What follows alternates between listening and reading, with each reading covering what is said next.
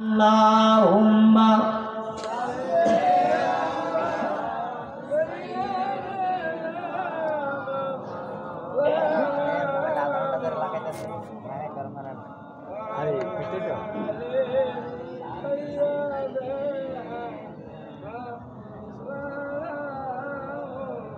কষ্ট হচ্ছে আপনাদের? কষ্ট হচ্ছে? শেষ করে দেবো নাকি? হ্যাঁ, চলবে চলবে। চলার পক্ষে কারা কারা হাত তোলেন তো? নারায়ে তাকবীর, নারায়ে রিসালাত, নারায়ে তাকবীর। আল্লাহ তাআলা কবুল করুক। সকলে বলে আল্লাহুম্মা আমিন। আর ভাইরা, কথাটা শেষ করে দেই। আল্লাহ রাসূল বলছেন, এ আবু হুরায়রা, যাও ৭০ জন সাহাবীকে, ৬৯ জন সাহাবী তুমি বাদে ৬৯ জন সাহাবীকে এই এই পেয়ালার দুধগুলো পান করাতে থাকো। আবু হুরায়রা মনে মনে ভাবে যে আল্লাহ রাসূল যদি বলতো, আবু হুরায়রা এই দুধগুলো তুমি পান করো, তাহলে মনে হয় আমার পেট এই মুহূর্তে এই বেলার মতো ভরে যেত। জোরে কর সুবহানাল্লাহ। অন্তরে অন্তরে বলতেছি, রাসূলের অর্ডার তো মানতে হবে। আমার ভাইরা, খেয়াল করেন, আবু হুরায়রা দিনের নবীর কথা শুনে দেরি না করে দৌড়ায় চলে গেলেন আহলে সুফফা ৭০-৬৯ জন সাহাবীর কাছে। নবীর সাহাবী আবু হুরায়রা আহলে সুফফা সাহাবীদেরকে ৬৯ জন সাহাবীদেরকে এই পেয়ালার দুধগুলো পান করানো শুরু করেছে। সুবহানাল্লাহ। আল্লাহ নবী ডাক দিয়ে বলে, আবু হুরায়রা রে, আবু হুরায়রা শোনো রে, তুমি যখন আমার সাহাবীদেরকে দুধ পান করাবে তখন খবরদার পেয়ালার দিকে তাকাইবে না। সুবহানাল্লাহ। তাকাইলে বরকত নষ্ট হয়ে যাবে, তাকাইবে না, ওইভাবে দিতেই থাকো, দিতেই থাকো, দিতেই থাকো। জোরে কান সুবহানাল্লাহ। রহমতের নবী, দয়ার নবী, হাতের বরকত, মুখের বরকত। আমার ভাইরা, আবু হুরায়রা দিতে লাগলেন, একজন দুইজন করতে করতে ৬৯ জন সাহাবীকে দুধ পান করালেন। দুধ পান করানোর পরে আবু হুরায়রা দুধের পেয়ালাটা রাসূলের কাছে দিয়ে দিলেন। এ রাসূলুল্লাহ, এই লন আপনার দুধের পেয়ালা, এই লন। এমন সময় দিনের নবী একজন, আবু হুরায়রা রে, আবু হুরায়রা তুই দেখো তো দুধের পেয়ালার ভিতরে কতটুকু দুধ আছে। আবু হুরায়রা দুধের পেয়ালার দিকে এবার চোখ দিয়ে তাকায়া দেখে আগে যেমন দুধ ছিল রে, এখনো পেয়ালার ভিতরে তেমন দুধ আছে। কার বরকত? আল্লাহ রাসূলের হাতের বরকত। সুবহানাল্লাহ, সুবহানাল্লাহ। এবার দিনের নবী দেখতে বলেন, আবু হুরায়রা রে, এ আবু হুরায়রা, তুমি এবার দুধ পান করো রে, এই পেয়ালা থেকে তুমি দুধ পান করো। আবু হুরায়রা দুধ পান করলেন, অনেক দুধ একসঙ্গে পান করলেন। পান করার পরে আবু হুরায়রা পেয়ালাটা রাসূলের কাছে রেখে দিলেন। ইয়া রাসূলুল্লাহ, এই নেন পেয়ালা। দিনের নবী ডাক দিলেন, আবু হুরায়রা রে, এ আবু হুরায়রা, আবারও দুধ পান করো। আবার দুধ পান করো। আবু হুরায়রা দ্বিতীয়বার আবার দুধ পান করলেন। দুধ পান করে আবার রেখে দিলেন। ইয়া রাসূলুল্লাহ, এই নাম দুধের পেয়ালা। দিনের নবী এবার মুস্কি হাসতেছে, রহমতের হাসি। দিনের নবী হাসতেছে আর বলতেছে, আবু হুরায়রা আরেকবার পান করো। হাসতেছে কেন জানেন? ওই যে মনে মনে বলেছিল যে এতটুকু দুধ আমার হয় না, আর আজকে সাহাবীরা ৭০ জন সাহাবী খাবে, ৭০ জন সাহাবী। নাই বললেন, আবু হুরায়রা রে, এ আবু হুরায়রা, পান করো রে, দুধ পান করো। তৃতীয়বার পান করার পরে দিনের নবী আবার যখন পান করতে বলেন, আবু হুরায়রা রাখতে বলে, কসম আল্লাহ রে রাসূলুল্লাহ, ইয়া হাবিবাল্লাহ, আর দুধ পান করা আমার জন্য সম্ভব নয়, আমার এই ভেতরে পেটের ভিতরে একটু জায়গা নাই। সুবহানাল্লাহ, আমি আর পান করতে পারবো না। এই কথা বলার পরে দিনের নবী দুধের পেয়ালাটা নিজে হাতে নিলেন, হাতে নিয়ে চুমুক দিয়ে 3 চুম্বকে চুমা দিয়ে পেয়ালার দুধগুলো পান করে শেষ করলেন। 3 বারে পান করা কি সুন্নাত। সুন্নাত। রসুলের আশিক যদি হন, রসুলকে যদি বন্ধু বানাতে পারে চান, তাহলে রসুলের সুন্নাত আঁকড়ে ধরা ছাড়া কোনো উপায় না। আর যে হাত দুধের পেয়ালায় দেয়, ওই দুধে বরকত হয়ে যায়। রহমতের নবী কূপের ভেতরে পা দিছে, কূপের ভেতরের পানি উপরে চলে আসছে। সুবহানাল্লাহ। আর ভাইরা এমন সময় মুসা আশারি মনে আছে, এমন সময় মুসা আশারি দৌড়ায় নবীকে সালাম দিয়ে মানে রাসূলুল্লাহ আইবাল্লাহ হুজুর, আপনারা আবু বকর গেটের সামনে দাঁড়ায় গেছে, ভেতরে প্রবেশ করতে চাই, আমি দারোয়ান, ভেতরে প্রবেশ করতে দিব না আপনার অনুমতি ছাড়া। এই কথা যখন মুসা আশারি বললেন, তখন আল্লাহ নবী মুখটা নিচু করে মুসা আশারিকে ডাক দিয়ে বলে, মুসা আশারি রে, আমার আবু বকরকে বলে দাও আমার আবু বকর ফিল জান্নাহ। কোনো কথা বলে নেই এর ভিতরে, কোনো একটা কথা রসুল বলে নেই, ডাইরেক্ট কথা বলার সাথে সাথে আল্লাহ রসুল বলছে, হ্যাঁ মুসা আশারি, আমার আবু বকরকে বলে দাও আমার আবু বকর বিনা হিসাবে জান্নাত।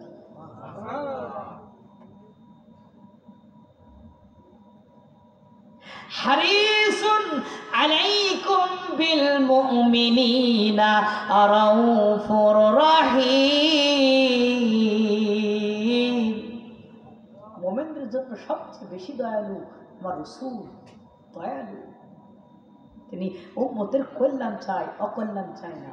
যে নবী আমাদের কল্যাণ চায়, যে নবী আমাদের কল্যাণ চায়, আমাদের ভালো চায়, আমাদের দয়া করে, ওই নবীর সাথে বন্ধুত্ব করার দরকার আছে না? আশেকে রসুল হয়ে যান, আশেক হয়ে যান, রসুলের আশেক হয়ে যান, সুন্নি মুসলিম হয়ে যান, সুন্নি উম্মত হয়ে যান। আমার নবী বললেন, মুসা আশারি রে, মুসা আশারি, যারে যা আমার আবু বকরকে বলে দে আমার আবু বকর ফিল জান্নাহ, আমার আবু বকর বিনা হিসাবে জান্নাতি, যা। এই সুসংবাদটা আমার আবু বকরকে দেওয়ার পরে ভেতরে প্রবেশের অনুমতি দে। মুসা আশারি দেরি না করে দৌড়ে চলে গেছে এই গেটের কিনারে। গেটের কিনারে দাঁড়াইয়া আবু বকরের মুখের দিকে তাকায়া, আবু বকরের মুখের দিকে তাকায়া মুসা আশারি ইয়েতিমের মতো বলে, এ আবু বকর রে, আবু বকর তোর কপাল কত ভালো রে, রাসূল তোরে বিনাই যাবে জান্নাতি বলেছে। আবু বকর রে, এ আবু বকর, দিনে নবী তোরে কত ভালোবাসে রে, তুই জাহান্নামে জ্বলবি এটা দিনে নবী চায় না।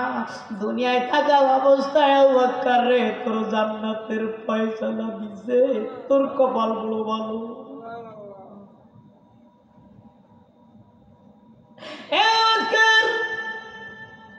ভেতরে প্রবেশ করো রে আবু বকর, যেমন নবী অনুমতি দিছে ভেতরে প্রবেশ করা।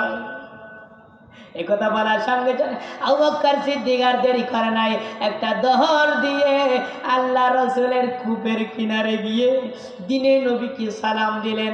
সালাম দেওয়ার সাথে সাথে দিনে নবী সালামের জবাব দিলেন। তখন হযরত আবু বকর আল্লাহ রসুলের ডান পাশে আল্লাহ রসুলের মতো পা নিচে নামায় দিয়ে বসে গেলেন।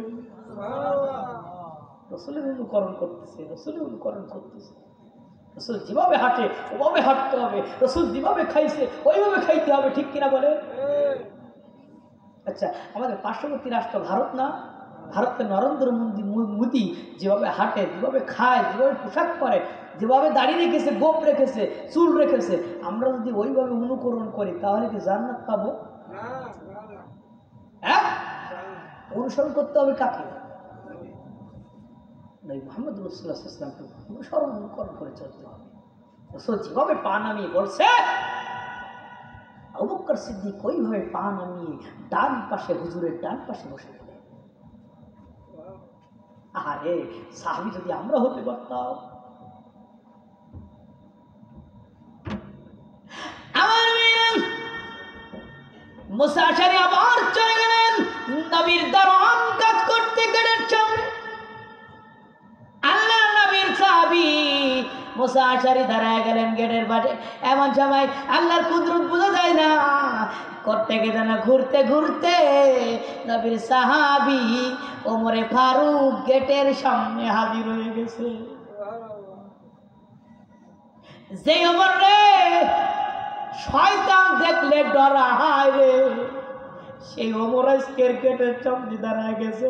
যখন ভেতরে প্রবেশ করতে যায় এমন সময় মুসা আশারী দুই হাত প্রশস্ত করে দিয়ে বলে, ওমর রে, এ ওমর, তোমার দেখলে শয়তান ডর করতে পারে, আজকের এই মুহূর্তের জন্য আমি মুসা আশারী তোমারে ডর করি না। শয়তান তোমার ডর করতে পারে, কিন্তু আমি তোমার এই মুহূর্তে ডর করতে পারি না। কেন জানো? আমি নবীর বাগানের আজকের দারোয়ান।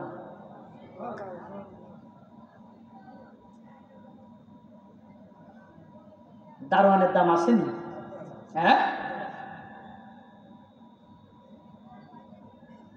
আমার মেয়ে ওমর রাদিয়াল্লাহু তাআলা দাঁড়ায় গেলেন, ডাক দিয়ে বলে, ও ওমর, শোনো রে, নবীর সুপারিশ ছাড়া রে, নবীর অনুমতি ছাড়া ভেতরে প্রবেশ করার অনুমতি নাই। দাঁড়াও, এখানে দাঁড়াও। এই বলে মুসা আশারী নিজে হাতে বর্ণনা করতেছে। মুসা আশারী দৌড়ায়া কূপের কিনারে গিয়ে বলে, ইয়া রাসূলুল্লাহ, ইয়া হাবিবাল্লাহ, আপনার সাহাবী ওমর ফারুক ভেতরে প্রবেশ করতে চায়। বলার যেতে যেতে দিনে নবীজি মুসা আশারীকে ডাক দিয়ে, মুসা আশারী রে, আমার ওমর রে বলে দিবি, আমার ওমর ফিল জান্নাহ। সুবহানাল্লাহ, আমার ওমর রে বলে দিবি, আমার ওমর ফিল জান্নাহ। কোন ওমর জানেন? যেই ওমর রাসূলের মাথা কাটতে গিয়েছিল, কিন্তু মাথা কাটা হয় নাই, কুকুরের মাথা কেটে কর্তন করে রাসূলের কদমে পা রেখে রাসূলের হাতে হাত রেখে কালিমা পড়ে মুসলমান হয়ে সোনার মানুষ হয়ে গেল। বন্ধুত্ব করেছিল কার সাথে? ওমর ফারুক রাসূলের সাথে বন্ধুত্ব করে, রাসূলের পাগল, আবু বকর পাগল।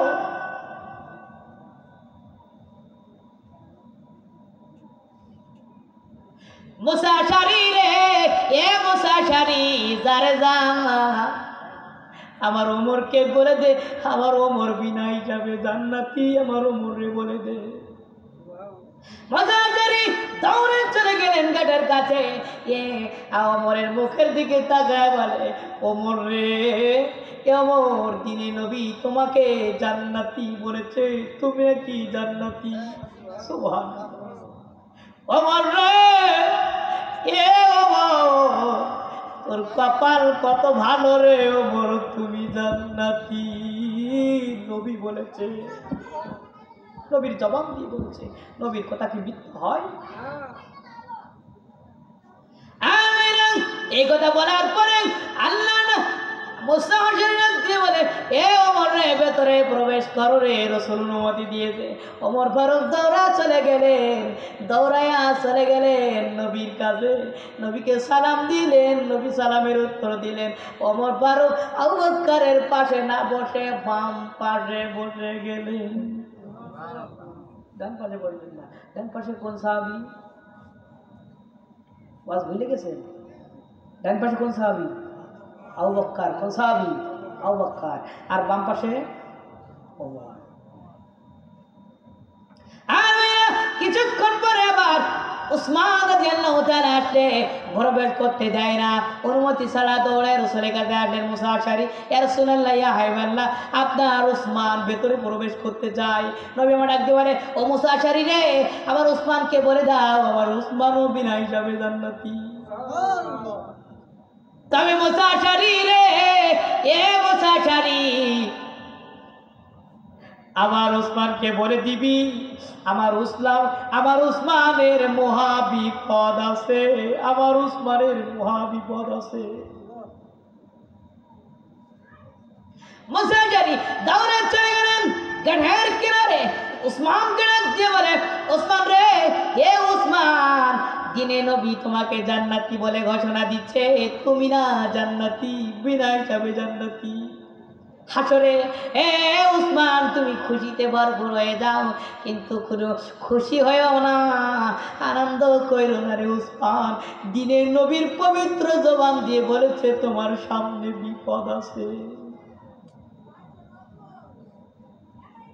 ওই কারণের সঙ্গে সঙ্গে হযরত উসমান ছোট্ট একটা দোয়া পড়লেন, হাসবুনাল্লাহু নি'মাল ওয়াকিল নি'মাল মাওলা ওয়া নি'মান নাসির। ওসমান বলে, মুসা শরীরে নবীর কথা মিথ্যা হবে না, নবী ভবিষ্যৎবাণী করেছেন আমার সামনে বিপদ আছে, ঠিকই বিপদ আছে, তবে আমি বিপদের ডর করি না, কারণ আমার আল্লাহ আছে। কারণ যদি আল্লাহ সঙ্গে থাকে, রসুল যদি তার সঙ্গে থাকে, তাহলে পৃথিবীর কোনো বিপদ তাকে গ্রাস করতে পারবে না। সুবহানাল্লাহ বলে। ওসমানের ভবিষ্যৎবাণী বলছিল, ওসমান রে, ওসমান তোমাকে হত্যা করা হবে। ওসমান হত্যা হয়েছিল না? ওসমানকে শহীদ করে দেওয়া হয়েছিল না? ভবিষ্যৎবাণী আল্লাহ রসুল ওই বীর আরিস ওই কূপের কিনারে ওঠাই প্রকাশ করলেন। দৌড়াইয়া উসমান চলে আসলেন। ওসমান দৌড়াইয়া চলে আসে নবীকে সালাম দিলেন। তবে আশ্চর্যের বিষয় হলো, ভালো করে শোনেন, আশ্চর্যের বিষয় হলো, হযরত উসমান নবীকে সালাম দেওয়ার পরে, নবী সালামের উত্তর দেওয়ার পরে হযরত উসমান রসুলের ডান পাশেও বসে নাই, রসুলের বাম পাশেও বসে নাই, ডান পাশে বসে নাই, বাম পাশে বসে নাই।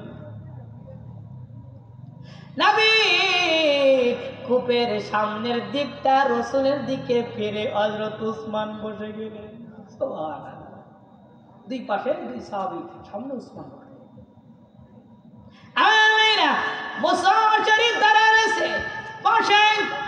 মুসা শরীফ কি বলেন তো? বলেন নবীর কি? নবীর বাগানে আওয়াজ করে করেন, হ্যাঁ, দারোয়ানের দাম নাই। এই সাবেক প্রধানমন্ত্রী শেখ হাসিনা চলে গেছে, তো তার এক পিয়ন ছিল। কি ছিল? পিয়ন, দারোয়ান। তাই বেটার ব্যাংক সার্চ করে পাওয়া গেছে তার ব্যাংকে 700 কোটি টাকা আছে। পিয়ন, বুঝলেন, দারোয়ান, তার ব্যাংকে কত? 700 কোটি টাকা। এটা পত্রিকায় আসছে। 700 কোটি টাকার মালিক একজন দারোয়ান। আচ্ছা বলুন তো, দুনিয়ার একজন জালেম বাদশা, দুনিয়ার সাধারণ একজন বাদশা, তার দারোয়ানের দাম যদি, পাওয়ার যদি এত বেশি হয়, তাহলে আমার রসুলের খেজুর বাগানের দারোয়ানের দাম নাই?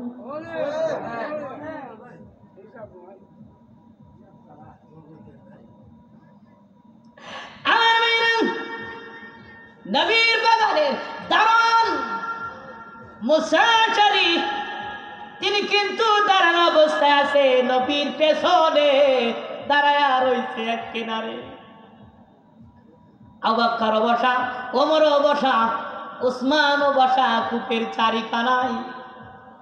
4 জন, 3 জন সাহাবী আর রসুল 4 জন বসা, কিন্তু দারোয়ান নবীর পেছনে দাঁড়ায় রয়েছে। আর এমন সময় আল্লাহ তাআলা জিবরাইলকে ডাক দিয়ে বলে, জিবরাইল রে, এ জিবরাইল, যা রে যা, জিবরাইল যা, মদিনাতুল মুনাওয়ারা বীরে আরিজ নামক খেজুর বাগানের ভেতরে আমার বন্ধু কূপের কিনারে 3 জন সাহাবী লইয়া বসে আছে, যা। জিবরাইল রে, এ জিবরাইল, যারে যা, বন্ধুকে বলে দে, বন্ধুর পেছনে একজন সাহাবী ইতিমের মতো দাঁড়ায় আছে। ওই সাহাবী নবীর বাগানের দারোয়ান। কি দারোয়ান? এ জিবরাইল, জিবরাইল রে, এই নবীর বাগানের দারোয়ান কে আল্লাহ নবী জান্নাতি ঘোষণা দেয় নাই? তিনজন সাহাবীকে দিয়েছে, কিন্তু দারোয়ানকে দিয়ে নবী জান্নাতি বলে নাই।